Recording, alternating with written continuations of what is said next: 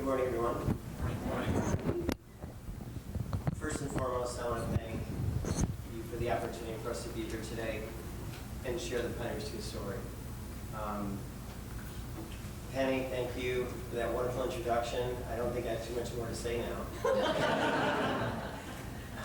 Thank you, Patty Clark, for reaching out almost 6 months ago to present this opportunity to Karyn and I. This is a great honor. And thank you, Karyn, for being just like the ultimate rock in our business and in my life over the past 27 years. I will tell you that life is a journey. And if you were to tell us 20 years ago that Karyn and I would be in Tampa, Florida, owning a restaurant on McDill Avenue, employing 63 people, baking anywhere between 6,000 and 8,000 pounds of bread a week that's distributed all throughout Tampa Bay, I would say you're crazy. So today we want to share with you the story of Pané Rustica, what we like to call it as no one threw us the keys, how we built it from scratch. Well, our path is very unique, but it actually started almost 30 years ago, and I'm really dating myself, but hair color has come a long way since then. We actually met at Bowling State University. We both graduated in 1986, as Penny said, with Karyn has a degree in business administration with an emphasis in finance, and I actually have a bachelor's of arts and communications from there. That was a very unique part of our life. A year after graduating, I fell in love with this woman, and we decided to get married, so that was 1987. And then I wanted to fulfill my dream of going to culinary school, the Culinary Institute of American High Park, New York. So off we decided to go. We loaded up a van, literally, or a truck, and we moved upstate New York. We literally didn't have 2 nickels to rub together. We were just like, had this vision, this dream of me going to culinary school, and whatever happened after that would happen.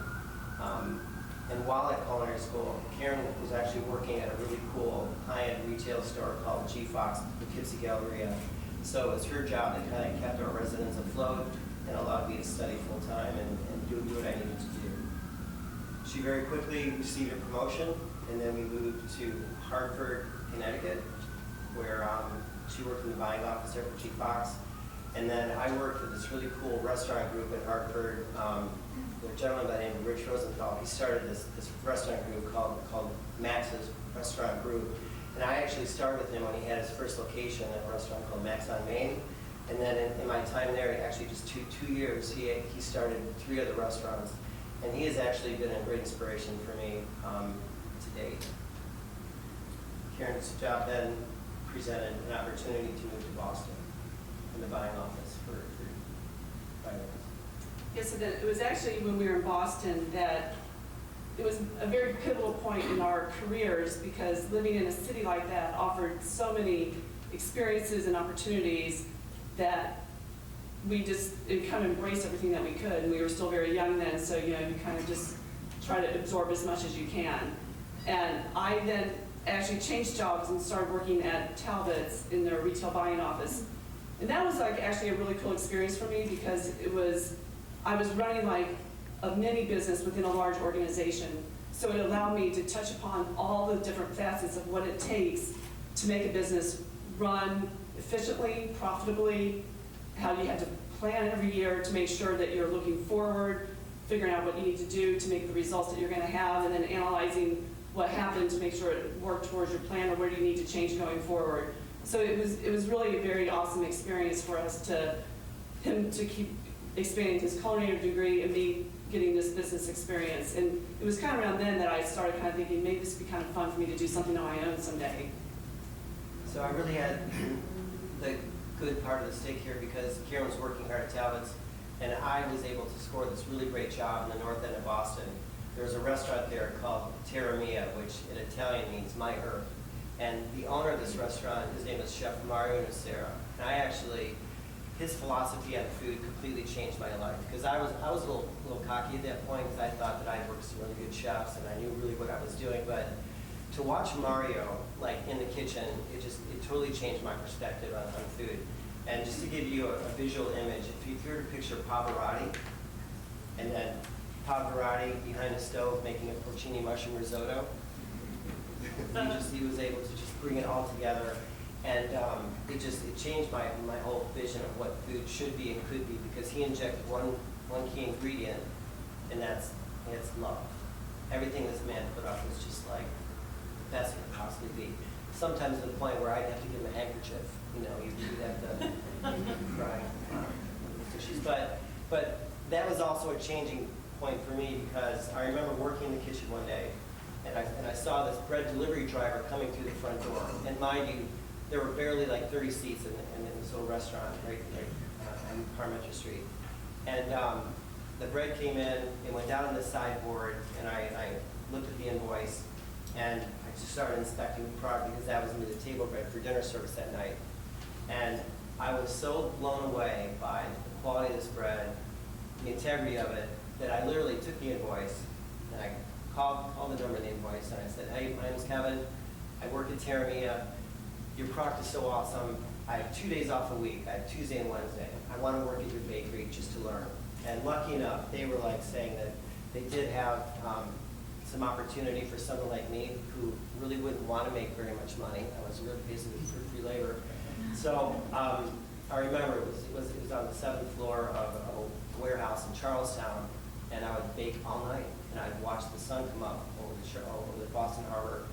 And it was at that point that I knew that our path was going to probably end up in the baking industry.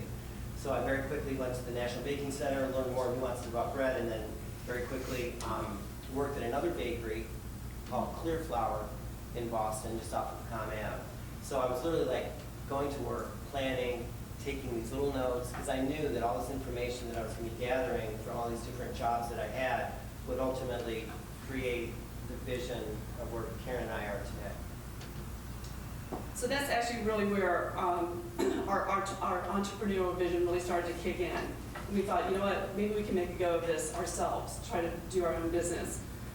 Being in a city the size of Boston was kind of intimidating in terms of trying to start our own business there. So kind of around the same time of thinking about all this stuff, we used to vacation down to Florida in the spring, early spring, to get away from all that crazy winter stuff that we all hear about all the time up in the Northeast. And we used to be one of those people that would come here to escape from that. We really loved Florida a lot, so we thought, well, you know what? Maybe Florida can be a place for us to go do this. So we started doing some research on the Tampa market, saw there was a lot of great infrastructure here, sports teams, museums, beaches, just a lot of great opportunities. But we thought, we need to see what else is happening in what would be competition for us. So we came down and did a quick little visit in April '97, and went all around the market, saw no one was really doing what we wanted to do. So 5 months later, September 1997, once again, packed up in a truck, didn't have jobs, just moved here with the dream of starting our own place. And then once we got here, we just really immersed ourselves into doing a business plan, started really checking around the market to see different location opportunities. And we wound up hiring a demographic research consultant to help us hone in on a couple of different locations that we were looking at. And after those results were put together, and as well as our gut feeling, the South Tampa market was clearly the place that would probably support what we wanted to do. So a lot of hard work, getting a business loan, all that kind of stuff. July 1999, July 15th, Pané Rustica's doors opened. So our original business model at that time, I was thinking that all I wanted to do is do like maybe 75% wholesale bread production. And that image of me baking bread in the middle of the night, listening to reggae, not talking to anybody was really appealing to me. So then we thought maybe 25% would be retail traffic, people walking in, just buying a baguette, buying some pastries. And what happened was we had all these people walking in, and they saw the breads, they saw the croissants, they saw the pastries, and they were like, where's the sandwiches? And I'll never forget, it was about 8 weeks after we opened, so early September. Karyn was actually still working in another job because we weren't making any money. She needed to support the family again in some capacity.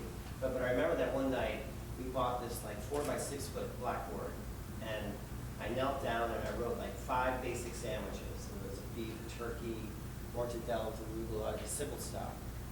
And I hung up. And just we were blessed because very quickly we became embraced by the community. We had some great articles written about us from the St. Pete Times, the Tampa Tribune, Chris Sherman being one of them. There were lines just starting to form day after day after day, and I was just, raising up the opportunity that was coming through our doors. And I remember in that first year of business, myself and one other person made over 40,000 sandwiches. So we knew that we were onto something really good here, and we just stayed focused, and our whole business model was to give the best customer service, high quality product, at a very reasonable price. And I remember at that time that Bread Smith was still around the corner from us on Bay to Bay, where Starbucks is now. I'm not sure if we really need to know that, but their sandwiches were $5.50. I priced mine at $5.49.